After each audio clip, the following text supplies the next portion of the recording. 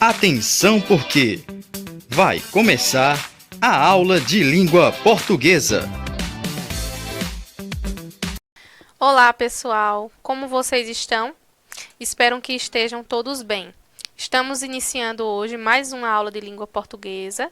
Desde já faço o convite a você, estudante, para que vocês se apropriem, peguem o material de vocês, tá certo? De língua portuguesa, o caderno, para acompanhar a aula de hoje, certo? Fazer as anotações sobre os pontos importantes da aula. E também lembrem de deixar aqui nos comentários o nome de vocês, a série e a escola que vocês estudam, tá certo? Para que nós possamos acompanhar vocês, tá bom? Então, nós vamos começar fazendo a correção da atividade que foi solicitada a vocês na semana passada. Lembram que vocês estudaram sobre a diferença que existe entre um fato e uma opinião? Pois é, a atividade é sobre esse assunto, tá certo? Então, a primeira questão, vocês deveriam preencher esses quadros, né, indicando o comentário que seria um fato e o comentário que seria uma opinião. Então, o primeiro fato seria o seguinte: Carlos Heitor Cone é um jornalista e escritor brasileiro. É editorialista da Folha de São Paulo e membro da Academia Brasileira de Letras desde 2000. Então, vejam que nós temos aí um fato. Não dá para nós contestarmos ou aliás, apresentarmos uma opinião contrária a respeito dessa afirmação. Porque através de evidências, né, através de registro, pode ser comprovado que Carlos é realmente um jornalista e escritor brasileiro. Segundo exemplo, dia 22 de março é a data escolhida pela ONU para celebrar o Dia Mundial da Água. Então, um fato, certo? Algo que realmente é verídico. Terceiro, cerca de 2/3 do corpo humano são constituídos por água. Verdadeiro, né? Isso é provado cientificamente. Quarto, a superfície terrestre, que tem 2/3 de sua composição, é líquida, composição líquida. Então, outro fato. Agora, no segundo quadrinho, observem que foi selecionada aí duas opiniões. A primeira, que se refere ao jornalista Carlos, né, que diz que ele é o melhor cronista da atualidade. Então, vejam que aí essa é uma opinião de alguém sobre o jornalista. Segunda opinião, mais do que uma comemoração, é um momento para conscientizar a população do planeta a respeito dos problemas relativos à escassez deste alimento indispensável à vida. Então, temos aqui também uma opinião, tá certo, pessoal? A segunda questão foi baseada de acordo com esse textinho que aparece aí para vocês, né, que diz o seguinte, o título: No Mundo dos Sinais. Então, a pergunta é: a opinião do autor em relação ao fato comentado está em... Então, a alternativa correta, letra C, que diz sinais de seca brava, terrível. Então, vejam que nós temos aí a opinião do autor, certo? Sobre esse assunto, que no caso é o clima. Terceira questão. Qual é o trecho que apresenta uma opinião sobre o filme? Então, vocês fizeram a leitura, certo? E viram que, de acordo com esta imagem que aparece aí para vocês, esse resumo falava sobre o filme Meu Malvado Favorito 3. Tá certo? Então, qual o trecho desse texto que apresentou uma opinião? Então, a alternativa correta, letra C, que diz: os dubladores da versão brasileira foram excelentes. Então, vejam, uma opinião positiva a respeito desses dubladores. A quarta questão, também de acordo com o texto, crucificado pela gripe, porco é animal de estimação de famosos. É bem interessante esse textinho aí que vocês fizeram a leitura. Mais uma vez, a quarta questão, ela solicitou né, que vocês marcassem a alternativa correta em relação à opinião que apareceu no texto. Que a alternativa correta, então, a letra B, que diz: o animal não é um inimigo, e sim um companheiro para todas as horas. Tá certo? Então, pessoal, encerramos a correção da nossa atividade. Espero que vocês tenham se saído bem. E agora nós vamos começar a estudar o conteúdo da aula de hoje. Como vocês podem ver, variedades linguísticas, norma padrão e o preconceito linguístico. Então, vamos iniciar analisando esta imagem que aparece aí na telinha de vocês. Então, observem que este desenho representa o nosso território brasileiro, né? O nosso país, o Brasil. Vejam que esse desenho ele foi formado através de várias imagens. Imagens estas que representam, né, a cultura do nosso país. Então, o nosso país possui essa diversidade, não só na cultura, mas também na fala, na nossa língua portuguesa. E é o que nós vamos ver agora, tá certo? Então, o que é a variedade linguística? O que são as variedades linguísticas? Diz o seguinte, acompanha aí no slide a leitura, tá certo?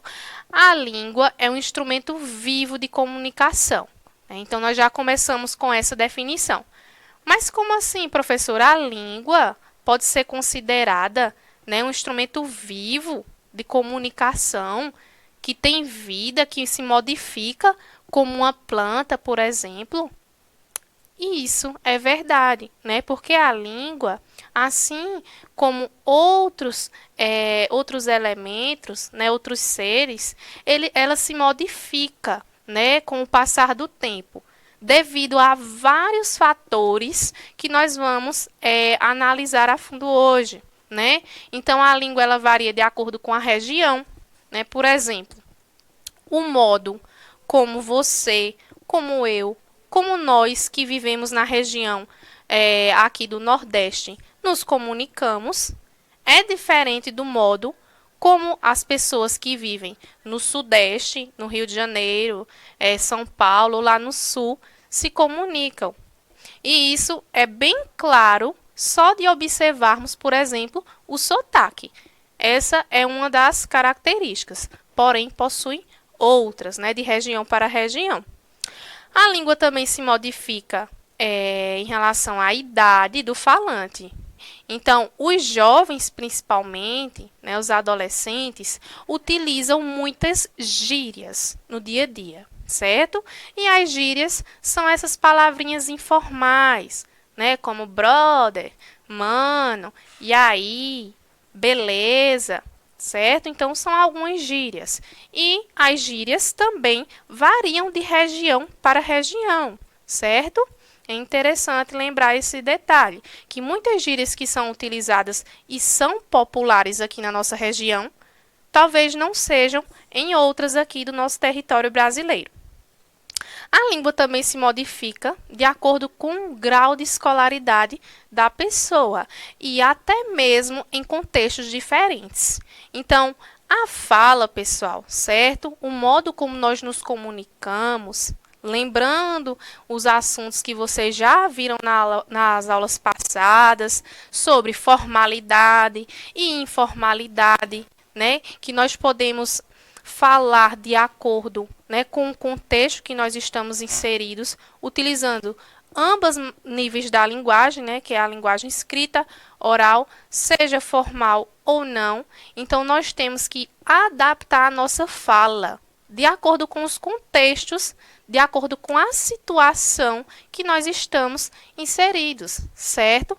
Por exemplo, eu costumo dizer que essa questão de adaptarmos a linguagem se parece muito com a vestimenta, com as roupas.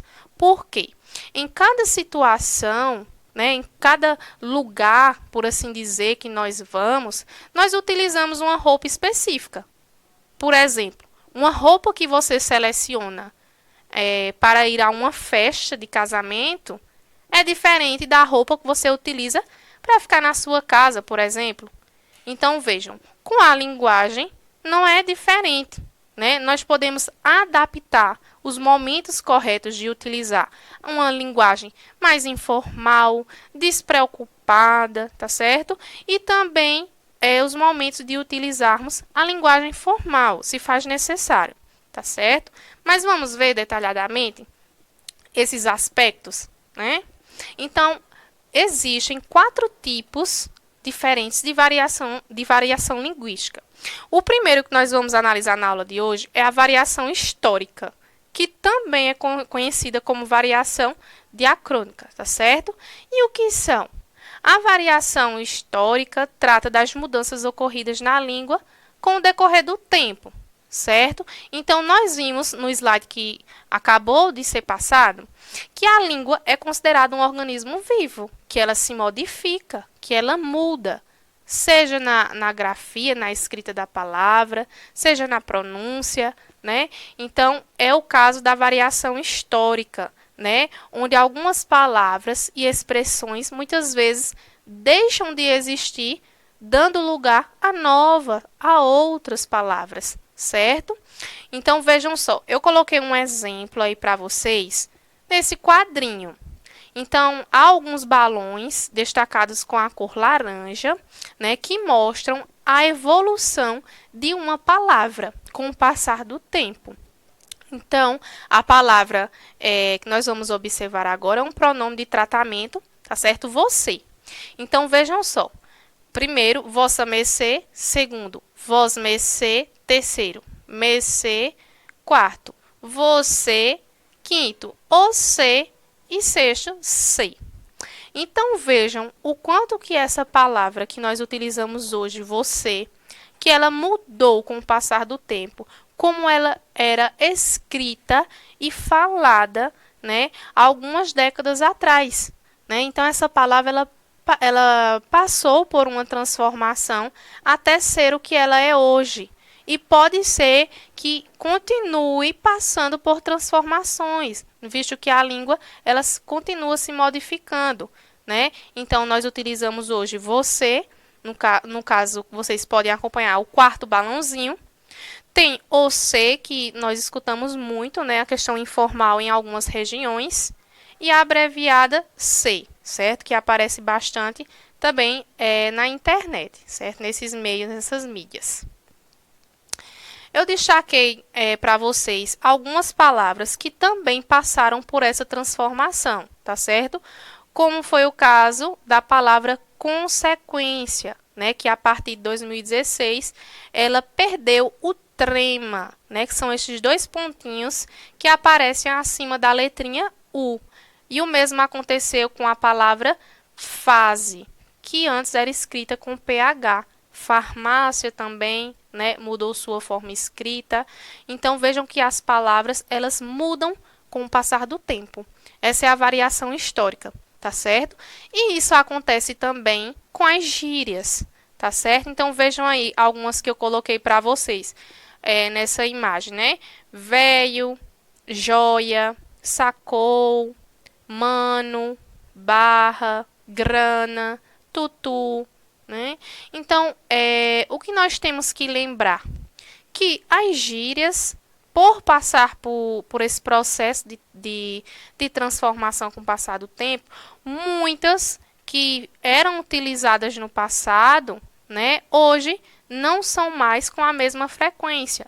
Né? Uma pequena população que utilizava essas gírias no passado, que é o caso de supimpa ou aquele broto é um pão, que são gírias antigas, certo? Que hoje são substituídas por outras, né? Como da hora, aquela mina, é mó gata.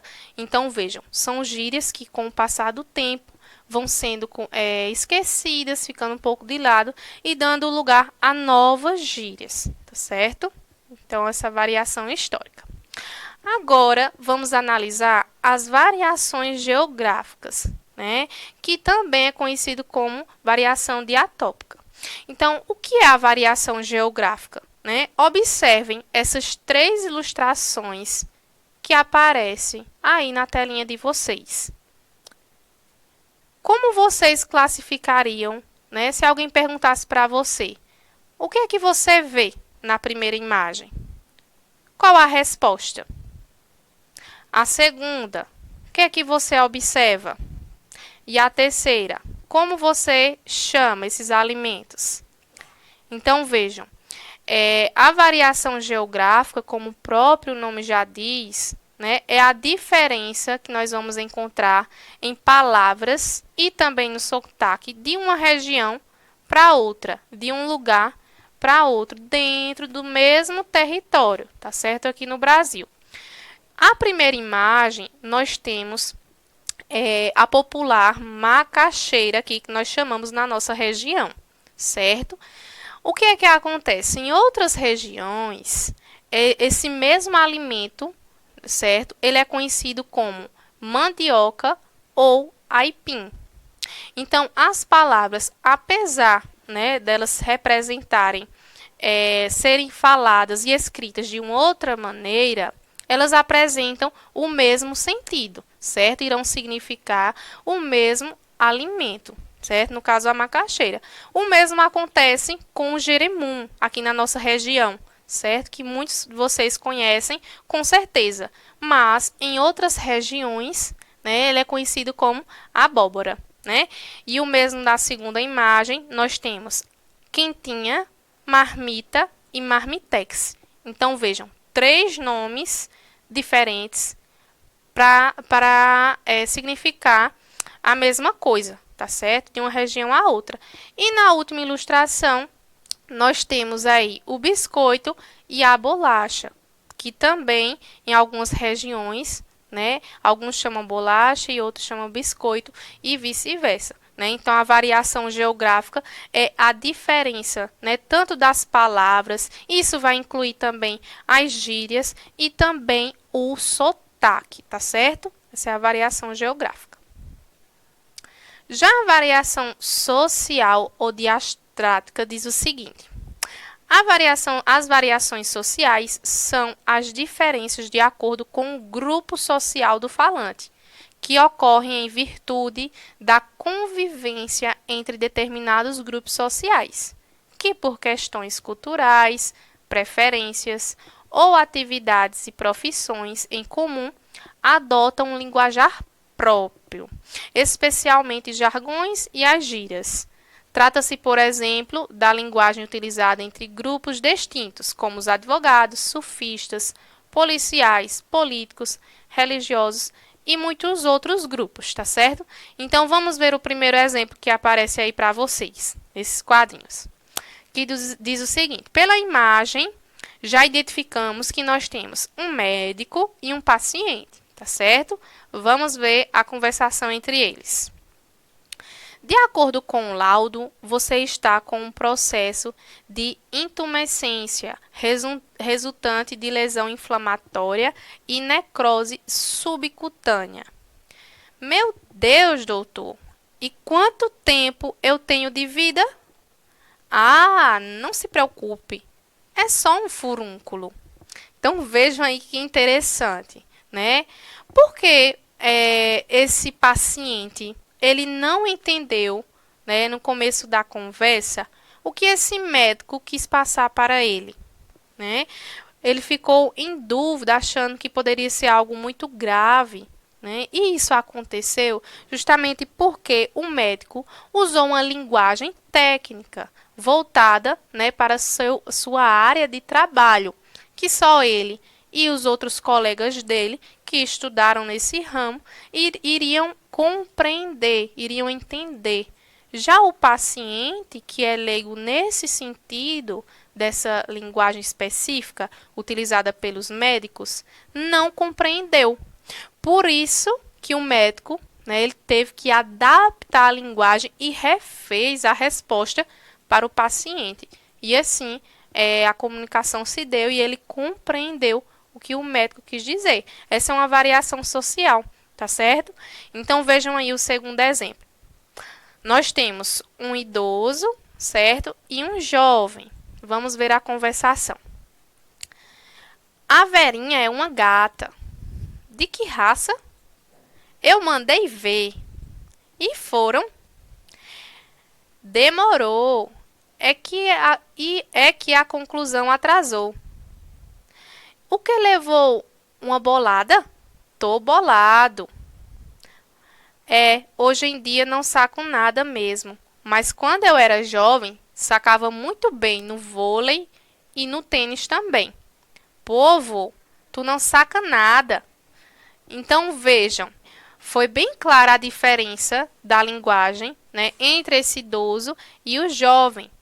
Vejam que a compreensão, né, entre ambos ficou bastante difícil, né, onde o idoso ele não compreendeu muitas coisas do que esse jovem disse. Mas por que isso aconteceu? Porque o jovem, né, se vocês observarem todo o diálogo, ele utilizou muitas gírias. Gírias estas que esse idoso não conhece, certo? Não sabe o significado específico. Né? Então, ele acabou compreendendo de uma forma literal tudo que o jovem quis passar para ele, certo? Então, a variação social é justamente isso, essa diferença que existe, certo? Quando um grupo de falantes optam por um linguajar próprio para se comunicarem, certo? A variação linguística situacional, conhecida também como variação diafásica. Então, para entendermos o que essa variação significa, como encontrá-la, certo? Como diferenciá-la das outras três que vocês estudaram agora, vocês precisam lembrar, né, da diferença entre linguagem formal e linguagem formal, que eu já acabei explicando agora há pouco para vocês. Então, diz assim, ó, linguagem formal é considerada menos prestigiada e culta, usada quando há familiaridade entre os interlocutores, certo? Então, vejam aí os exemplos de linguagem formal. Fala, garoto, beleza? Rola um cinema hoje? Então, vejam que foi utilizada aí uma linguagem com gírias, né, informal, e que esses falantes, né, eles possuem um grau de familiaridade, né, e por isso optaram por essa linguagem mais descontraída. Segundo exemplo, a linguagem formal é considerada prestigiada e culta, e ela é utilizada quando não há um grau de familiaridade entre os interlocutores. Exemplo, bom dia, tudo bom com você? Querem ir ao cinema hoje?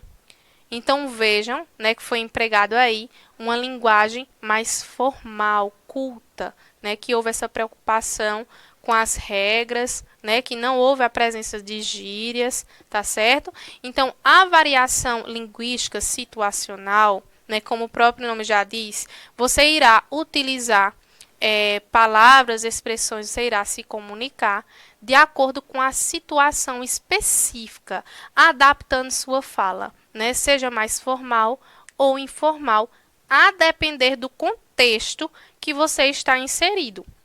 Então, diz o seguinte, ó, as variações diafásicas, também chamadas de variações situacionais, são variações que ocorrem de acordo com o contexto ou situação em que decorre o processo comunicativo. Há momentos em que é utilizado um registro formal e outros em que é utilizado um registro informal, certo? Então, nesse caso, né, da variação linguística situacional, é justamente a adaptação da língua, né? Irá ter momentos que você pode falar de uma maneira mais informal, com seus amigos, com as pessoas próximas, tá certo? E também terá momentos que se faz necessário que você utilize uma linguagem mais formal, né, como numa apresentação em público, apresentação de um trabalho, na escola, tá certo? Sempre que você for se expor ou quando você não tem um grau de familiaridade com a pessoa que você está se comunicando. Então, vejam aí esse exemplo que eu trouxe para vocês. Achamos que você passa tempo demais batendo papo na internet. Não é verdade. Então, vejam que esse jovem, né, a linguagem dele está adaptada de acordo com o famoso internetês, certo? Com a linguagem da internet. Portanto, temos uma variação linguística situacional. Então, pessoal, agora nós vamos analisar um pouco sobre o preconceito linguístico. Então, o que seria esse preconceito linguístico? O preconceito linguístico se baseia em um sistema de valores que afirma que determinadas variedades linguísticas são mais corretas do que outras, gerando, então, um juízo de valor negativo ao modo de falar, né, diferente daqueles que se configuram como os melhores. Então, esse preconceito linguístico ele se faz presente, né, muitas vezes, quando alguém fala, muitas vezes, palavras informais, palavras que não estão de acordo com a norma padrão, com o culto da língua portuguesa. Então, muitas vezes, as pessoas sofrem esse preconceito, que é o caso dessa tirinha que aparece aí para vocês, né? Que diz o seguinte, ó. Então, no primeiro quadrinho, nós temos a imagem de uma garota e observem que há um coraçãozinho acima logo da cabeça dela, indicando, né, que pode haver algum sentimento aí, tá certo? E temos a imagem de um jovem. No segundo quadrinho, o jovem diz o seguinte: Oi, tem problema de nós bater um papo? Então vejam aí, né? O coraçãozinho, vejam a expressão facial, né, da personagem. Será que o coração dela continua como no primeiro quadrinho? Não mais, né? Vejam que ele está partido ao meio o coração. Mas por que será? Será que ela teve algum tipo de preconceito com a fala dele? Vejam agora a resposta no último quadrinho. Então ela correu, fugiu e o jovem ficou com interrogação, sem entender o que havia acontecido. Então, houve aqui um preconceito, né, através da fala, do modo que ele se expressou, né, ela passou a ter esse preconceito com ele, né. Então, nós observamos essa questão do preconceito linguístico. E eu já jogo uma perguntinha para vocês. Vocês acham, né, que há um modo mais certo de falar que outro? Eu já dei a resposta para essa pergunta em outras aulas, nas aulas passadas. Vocês acham que existe? Que nós podemos afirmar que isso é um fato? Então, pessoal, a linguagem, né, informal, às vezes os erros de grafia, né, nós não podemos considerar como errado. Por quê? A partir do momento que há compreensão no diálogo, né, vejam que esta jovem, ela entendeu o que ele quis dizer. Mas a fala dele, em alguma palavrinha ou outra ali, né, ela observou que estava inadequada. Então, é isso que acontece, né? A partir do momento que há comunicação, eu não posso dizer que há um erro em si. O que é que existe? Há uma inadequação, né? A fala, a escrita pode estar inadequada de acordo com a norma culta, com a gramática, mas de forma alguma, né, nós podemos excluir, menosprezar, né, pessoas que muitas vezes utilizam de palavras como estas para se expressarem, tá certo? Então fica esse alerta aqui para vocês. Então nós temos aqui as referências da aula de hoje. E eu agradeço pela atenção de vocês. Espero que vocês tenham gostado, tenham aprendido bastante. Se vocês tiverem alguma dúvida sobre a aula de hoje sobre a variação linguística, deixe aqui nos comentários as dúvidas de vocês, tá certo? Então, até a próxima aula.